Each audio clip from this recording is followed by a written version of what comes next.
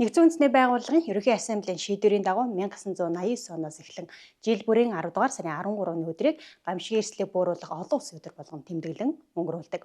Тиймээс энэ удаагийн онцгой байдлын цаг нэвтрүүлэг тус өдрийн онцлог үйл ажиллагаа болоод онцгой байдлын байгууллагын хэмжээнд гамшигын эрсдлийг бууруулах чиглэлээр авч хэрэгжүүлж байгаа арга хэмжээний мэдээллийг хүргэхээр бэлтгэлээ. Нэгдсэн үндэсний байгууллагын ерөнхий ассамблеийн шийдвэрийн дагуу 1989 оноос эхлэн дэлхийн нийтээр гамшигын эрсдлийг бууруулах олон улсын өдрийг 36 дахь жилдээ тэмдэглэн өнгөрүүлэх гэж байна. Гамшигын эрсдлийг бууруулахад иргэд олон нийтийн оролцоог хангах, олон нийтийн аюулгүй амьдрах арга ухаанд сургаж дадлагжуулах, гамшигын эрсдлийг бууруулахын ач холбогдлыг хүүхэд залуус таниулан мэдүүлэхэд дэлхийн улс орнууд нэгэн зорилго урагдор жил бүр нэгддэг уламжлалтай. Энэ жилийн хувьд Нэгдсэн үндэсний байгууллагын ерөнхий ассамблеэс санхүүжилтийг гамшигын үед зарцуулахаас илүү даван туулах чадварыг бэхжүүлэхэд чиглүүлэн үрэг дэвшүүлээд байна. За Нэгдсэн үндэсний байгууллагын ерөнхий ассамблеийн шийдвэрээр 1989 онд олон улсын эрсдлийг бууруулах өдөртөө болсон. За дэлхийд дахинд ер нь энэ эрсдлийн хүчин зүйлүүдийг иргэд олон нийтэд ойлгуулъя, таниулъя гэдэг ийм зорилгоор анх ийм өдрийг гаргаж байжээ.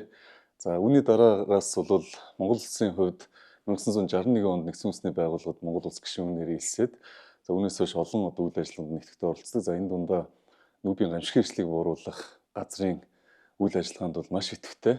Доктортой хөгжлийн зорилт, Парисын уур амьсгалын хилэлцээр уур амьсгалын өөрчлөлтөд дасан зохицох чиглэлийн энэ чиглэлээр бол маш идэвхтэй ажилладаг.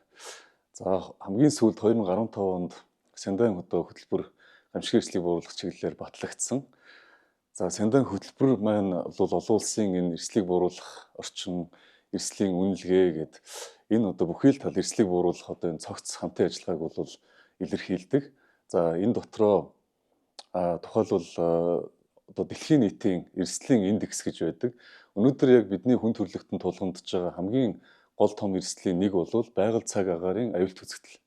За тэр дотроо манай улсад онцлон тохиолддог ганзууд, үер, шорон болон цасан шуурга гэх мэт ийм цаг агаарын хүндрэлтэй хүчин зүйлүүд бол дэлхийн нийтийн ирээдүйн томоохон эрсдлийн тоонд орж байна. За эрсдлийн удирдлага, эрсдлийг бууруулах гэж юу гэсэн үг юм бэ гэж. За эрсдлийн удирдлага гэдэг бол менежментийг хэлж байна. За менежмент гэдэг бол мэдээж бодлогын арга хэмжээ. Бодлогын арга хэмжээ дотор бол олон салбар, олон байгууллагууд тэр дундаа засгийн газар, төрийн байгууллагаас гадна олон улсын болон төрийн бүс байгууллагууд, иргэний нийгмийн байгууллагууд цаашлаад хэвлэл мэдээлэл. За тэгээ иргэд дотор хүүхэд багчууд. За мөн хөгжлийн бэрхшээлтэй иргэд, тийм үү? Ахмад настан, эмзэг бүлэг, за мөн гамшигт хамгийн хүртэж болзошгүй энэ бүлгүүдэд чиглэсэн үйл ажиллагаа гэж ингэж ойлгож болох юм. За энийг бол бодлогын арга механизмаар хэрэгжүүлэх энэ үйл ажиллагаа бол эрсдлийн удирдлага юм аа. Тийм учраас энийг бол хэрэгжүүлэх энэ гол үйл ажиллагаа бол энэ 10 сарын 13-ны өдөр тохиож байгаа олон улсын эрсдлийг бууруулах өдөр юм. За энэ жилийн хувьд 2025 оны олон улсын эрсдлийг бууруулах өдөр бол санхүүжилтийн асуудлыг авч үзэж байгаа. За өөрөөр хэлбэл төрч бай, хувьч бай. За санхүүжилт бол аливаа нөхцөлд гамшигын өмнө байх ёстой. Өөрөөр хэлбэл чадварыг бэхжүүлэх үйл ажиллагаанд гамшигын өмнө хөрөнгө оруулъя гэдэг ийм уриатайгаар олон улсын эрсдлийг бууруулах өдрийг бол энэ жилийн хувьд тэмдэглэж байна. Сүүлийн жилүүдэд уур амьсгалын өөрчлөлт хүний буруутай үйл ажиллагаанаас шалтгаалan гамшиг ослын тоо давтамж дэлхийд дахин болоод Монгол улсад ч нэмэгдэж байна. Гамшигын аюулыг бууруулах дэлхийн хурал анх 1994 онд Япон улсад болж Монгол улс 2 дугаар баг хурал буюу 2005 онд Кобе хотод зохион байгуулагдсан гамшигын эрсдлийг бууруулах дэлхийн 2 дугаар баг хуралд оролцож Хьюгогийн үйл ажиллагааны хүрээ баримт бичгийг батлалцсан. Улмаар Япон улсад 2015 онд болсон гамшигын эрсдлийг бууруулах дэлхийн 3 дугаар баг хурлын үеэр Нэгдсэн үндэсний байгууллагын гишүүн 187 улс орон гамшигын эрсдлийг бууруулах чиглэлээр 2015-аас 2030 онд хэрэгжүүлэх Синдэ үйл ажиллагааны хүрээ баримт бичгийг батлан гаргасан юм. Монгол улсын хувьд гамшигаас хамгаалах тухай хуулийг 2017 онд шинжилэн баталснаар Алсын хараа 2050, гамшигын эрсдлийг бууруулах чиглэлээр 2015-аас 2030 онд хэрэгжүүлэх Синдэ үйл ажиллагааны хүрээ баримт бичиг, Парисын хилэлцээр зэрэг олон улсын бодлогын бичиг баримтуудыг хэрэгжүүлэх, аливаа гамшигын үеийн удирдлага зохицуулалт салбар дундын нэгдсэн хамтын ажиллагаа зохион байгуулалт сайжирч, аж ахуй нэгж байгууллага албан тушаалтан иргэний үүрэг хариуцлага нэмэгдэж, албагчдын эрх зүйн байдал дээшлэх нөхцөл бүрдсэн юм а. Тухайлбал гамшигын эрсдлийг бууруулах хүрээнд гамшигаас хамгаалах тухай хуулийн 7-гийн 1-т засаг захиргаа нутаг дэвсгэрийн нэгж төрийн болон нутгийн захиргааны байгууллага хуулийн этгээд нь өмчийн хэлбэрийг үл харгалзан гамшигын эрсдлийн ерөнхий болон наривчсан үнэлгээ хийхээр тусгасан бол 51-ийн 2-т гамшигаас хамгаалах эрсдлийг бууруулах арга хэмжээний зардалд аймаг сум нийслэл дүүрэг төрийн байгууллага тухайн жилийн төсвийнхөө 1%-аас доошгүй зарцуулахаар тооцсон төсөв тусгаж хуулийн этгээд тухайн жилийн үйлдвэрлэл үйлчилгээний зардлын 1.5%-аас доошгүй хэмжээний хөрөнгийг төлөвлөж зарцуулахаар тусгасан байдаг юм а. За энэ эрсдлийн үнэлгээ гэхэлэр их тийм нарийн түүхтэй асуудал юм шиг иргэд ойлгох гээд байдаг. Энэ бол ерөөсөө хамгийн гол нь хамгийн оролцоог хангасан ийм хэлбэрээр эрсдлийг тухайн нэгжээр тодорхойлж за ингэснээрээ дараагийн шийдвэр гаргах тэр эрсдлийг бууруулах үйл ажиллагаанд иргэд өөрөө оролцож төрийн байгууллагуудыг шаардаж энэ эрсдлийг бууруулаач бид нэр эрсдлээ ингэж үнэллээ гэж ингэж явдаг. За мэдээж улсын онц чухал объект, уул уурхай, мега том төслүүдийн хувьд бол эрсдлийн үнэлгээг бол заавал хийх ёстой. За энэ бол техник эдийн засгийн үндэслэлийн нэг хэсэг болоод ч явдаг. За дээрэс нь олон улсад бол жишгэн гамшигын эрсдлийг бол тухайлан үнэлдэг. За эрсдлийг үнэлнэ гэдэг бол 3-аас 4 тохиолдож болзошгүй хамгийн өндөр эрсдлийг сонгож авч үзээ. Түүн дээрээ маш нарийн анализ хийж тэр эрсдлийн хүчин зүйлийг тодорхойлж бэлэн байдлаа хангадаг гэсэн үг. Тийм учраас энэ бэлэн байдлыг хангах гэдэг бол төлөвлөлт. За төлөвлөлт бол өөрөө эрсдлийн үнэлгээний суурилбал бодиттой болно л гэдэг ийм чиглэл байна. За Монгол Улсын шадар сайдаас эрсдлийн удирдлагыг тэр дундаа эсрэмжлүүлэх, өрсөн сэргийлэх арга хэмжээг бол онцгойлон авч үзэж байгаа. За энэ хүрээнд удирдамж баталж за жил бүрийн Монгол улс руу 4 улиралтай. Энэ 4 улиралд тухайн улирал бүрт тохиолддог энэ гамшигын эрсдлийг эхлээд үнэлэх. За зөв оновчтой үндэсний үндсэн дээр энэ эрсдлийг эсрэмжлүүлэх, эрсдлийн харилцаа холбоог олон нийтэд зохион байгуулах энэ чиглэлийн үйл ажиллагаа хэрэгжүүлж байгаа. За энэ дотор бол мэдээж гангийн үнэлгээ бол тухайлбал зуны хувьд тийм ээ ган гачгийн эрсдэл байдаг. За энэ дээр тодорхой зуны улирлын мэдээ, цагуурийн байгууллагын мэдээллүүд үндэслээд мэргэжлийн ажлын хэсэг хамтарч гангийн эрсдлийн үнэлгээ хийдэг. За ингээд энэ дагуу бол бэлэн байдлыг хангаад ажиллана. За үйлчлэлтийн хувьд бол мөн адилхан зуудын эрсдлийг бид эрт үнэлэх, эрт хариу арга хэмжээ авах энэ тогтолцоог бол хэрэгжүүлж ажилладаг.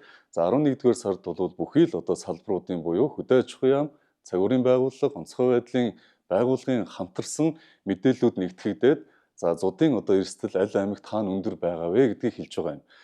Монгол Улсын засгийн газрын 2017 оны 355 дугаар тогтоолоор батлагдсан гамшигын эрсдлийг бууруулах сэндэн үйл ажиллагааны хүрээг Монгол улсад хэрэгжүүлэх дунд хугацааны стратегид гамшигын эрсдлийг бууруулах урамсгалын өршөөл дасан зохицох асуудлыг харилцан уялдаатай хэрэгжүүлэх, гамшигаас хамгаалах үйл ажиллагаанд оролцогч талуудын гамшигын эрсдлийн удирдлагын талаарх мэдлэг ойлголтыг нэмэгдүүлэхийг чухалчилсан. Энэ хүрээнд онцгой байдлын байгууллагын гамшигын эрсдлийн удирдлагын хэрэгжүүлэх үүрэг нь оролцогч талуудын нөөц бололцоо үйл ажиллагаа гамшигын эрсдлийг бууруулахад чиглүүлэх тэдгээрийн харилцан ажиллагааг удирдлага зохион байгуулалтаар хангахад чиглэгдэж байна. Онцгой байдлын ерөнхий газраас Японы олон улсын байгууллага JICA-тай хамтран Монгол улсын газар хөдлөлтийн гамшигтай тэмцэх чадварыг бэхжүүлэх нь 2 дугаар шатны төслийг амжилттай хэрэгжүүлэн ажиллаж байна.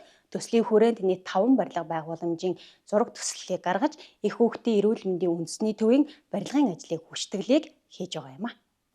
Онцгой байдлын ерөнхий газраас Японы улсын олон улсын хамтын ажиллагааны байгууллага JICA-тай хамтран хэрэгжүүлж байгаа Монгол улсын газар хөдлөлтийн гамшигаас хамгаалах чадварыг бэхжүүлэх 2 дугаар шатны төсөл нь гамшигаас хамгаалах тогтолцоонд тулгамдж байгаа асуудлуудыг шийдвэрлэхэд үнэтэй хувь нэмэр оруулж байгаа үр дүн ач холбогдол бүхий төсөл юм.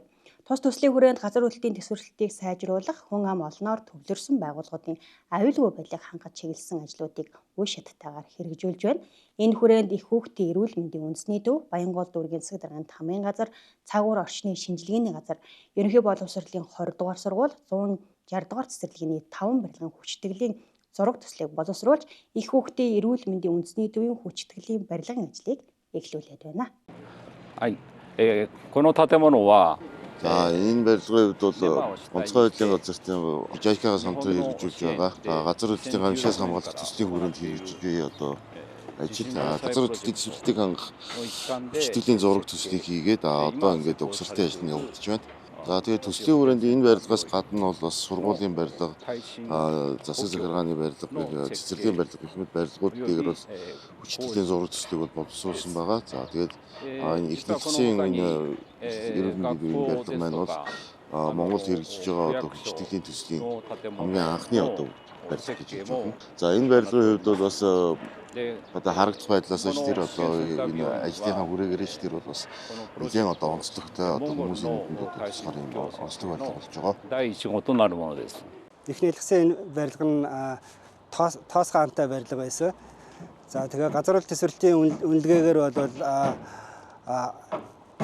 эрсдэлтэй гэж гарсан учраас бол бид нэр энтэй газар хөдлөлийн хүчтэглийг хийхээр энтэй шийдвэрсэн. За тэгээд түрүүнд ярьснаар бол эмнэлгийн байнгын тасралтгүй үйл ажиллагааг хангахын тулд бол эмнэлгийг аль болох дотор талаас нь биш гадна талаас нь хүчтгэлийн ажил хийх шаардлагатай болсон учраас гадна талаас нь тулц хааны хүчтэглийг сонгосон. За эмнэлгийн газар хөдлөлтөөс биш одоогийн барилгын байгаа төлөв байдал бол харьцангуй сайн хэдий ч нөгөө газар хөдлөлтийн аюул ирэхэд бол нөгөө эрсдэлтэй байгаа учраас бол энэ төсвөрлөлтийг сайжруулах зорилготойгоор хүчтэглэлийн ажил хийгдэж байна. Сүүлийн жилүүдэд газар хөдлөлтийн идэвхжил нэмэгдэж хүн ам төлөрсөн бүсүүд уламт хэлж буй энэ үед бид хизээ яг хаана газар хөдлөлт болохыг урьдчилан тооцоолох боломжгүй хэвээр байна. Тиймээс дэлхийд дахин хүлээн зөвшөөрөгдсөн Япон улсын туршлага хандлагыг үндэс болгох, төрийн болон олон нийтийн зорилттой барилга байгууламжийг газар хөдлөлтөд төсвөртэй болгох ажлыг нэн тэргүүнд санхүүжүүлж төрийн бодлогоор дэмжин ажиллаж байгаагийн нэг илэрл нь энэхүү барилгын хүчтэглэлийн ажил юм а. 建物耐震補強にはいろんな За барилгыг хүчтэйгээр нь бол олон төрлийн арга байдаг. За энэ хэвчлийн барилгууд дээр бидний хэрэгжиж байгаа арга бол эмнэлгийн үйл ажиллагааг одоо үргэлжлүүлэн тэрэнд нь саад босгохгүйгээр одоо хүчтэй харгыг бол ашиглаж байна. Ихтгэлийн их барилгын эмнэлгийн барилга маань бол 5 блокоос бүрдэж байгаа. Барилгынхаа одоо хөнгөн чиглэлийн дагуу буюу энгийн юм шиг харагдаж байгаа боловч одоо яг технологийн хувьд бол энэ тулц ханнуудыгаа одоо барилгынхаа хантай нэг биет болгож бэлдэж байгаа. За энэ зүйлээр бол одоо энэ хануудыг хооронд нь бэлтгэхийн тулд бол одоо талбай дээр одоо анкруудыг одоо ашиглаж одоо маш олон тооны анкрыг ашиглаж хооронд нь одоо нэг биет болгож байгаа. 接合するようにしています。 За онцгой байдлын газар JICA олон улсын байгууллага хоёрын хамтарсан төслийн хүрээнд за их нэлхсэн барилга дээр онш тэглийг хариуцлагатай компани ерөнхий гүйцэтгчээр ажиллаж байна. За тэгээд төслийн хугацаанд ер нь эхлээсээ хүчтэглэлийн багныхаа одоо саад болох тэр шугам сүлжээний ажил, за гадна тогтчлолт, за тэгээд босод зүйлсийг эхлэж зайлуулж шилжүүлэх ажлууд хийгдсэн. За хүчтэглэлийн гол зүйл маань ерөөсөө хүчтэглэлийн хан маань үндсэн барилгатайгаа гол нь одоо уялдаж ажиллах нэгт нэг байх нь аюул чухал. За тэрийг ашиглах тийм байхын тулд одоо зураг төсөл заасан дагуу бид нар анкер хэрэгжилж байна. За ер нь төсөл үргэлжлэх хугацаа сая 6 сарын 2025 оны 6 сарын 1-ээс 2026 оны 10 сарын 1 гэж байгаа. Гэхдээ өнөөдрийн байдлаар бол манай төслийн хувь бол нэг 44-өөс 45% явж байна. Тэгээ энэ жилийн хувьд бол бид нийтдээ 26 баг нь хийж байгаа хүчтэглэлийн тухайн объектыг тойруулаад за 26 багнаас бид 19 багнаа ерөнхийд нь суурьаас эхлээд дэше явцсан байна. Тэгээ үлдсэн 20%-ийг нь ер нь ирэх жилд хийхээр төлөвлөж байна да. Монгол Улсын газар хөдлөлтийн гамшигаас хамгаалах чадварыг бэхжүүлэх 2 дугаар шатны төслийн хүрээнд барилга байгууламжийн газар хөдлөлтийн үнэлгээ болон бүтэц бэхжүүлэх арга зүйг тусгасан шинжилсэн дүрм заавруудыг боловсруулан барилгын хөгжлийн төвийн мэргэжлийн зөвлөлийн хурлаар хэлэлцүүлж хот байгуулалт орон сууцны яамны шинжлэх ухаан технологийн зөвлөөр батлуулахаар мөн ажиллаж байна. Зөвхөн инженерийн шийдлүүдийг хэрэгжүүлэх зогсохгүй барилгын норм норматив арга зүй бодлого боловсруулах, эрх зүйн орчныг сайжруулах, гамшигаас хүрсэн сэргийлэх мэргэжлүүдийн мэдлэг ойлголтыг нэмэгдүүлэх зэрэг уялдаа холбоо бүхий олон талт арга хэмжээг бодитоор хэрэгжүүлж байгаа юм. Энэ нь Монгол Улсын газар хөдлөлтийн эрсдлийг бууруулах, гамшиггүй үед хүн ам болон дэд бүтцийн аюулгүй байдлыг хангах үндэсний чадварыг эрс нэмэгдүүлж байгаа томоохон алхам болж байна. Урьдчилан сэргийлэх мэдлэг мэдээлэлтэй байх нь тохиолдож болцсошгүй гамшиг ослоос таныг болоод таны ойр дотны хүмүүсийг хамгаалах болно. Тиймээс та бүхэн урьдчилан сэргийлэх мэдээллийг дээшлүүлж өөрийн болоод бусдын амнаас эрүүл мэндийн төрөнгийг авран хамгаалах мэдлэгтэй байхыг уриалж байна. Онцгойлын цаг нэвтрүүлэгтээ хамт байсан үзэгчдэнд баярлалаа. Дараагийн дугаар хүртэл баяртай эцэгчтэй.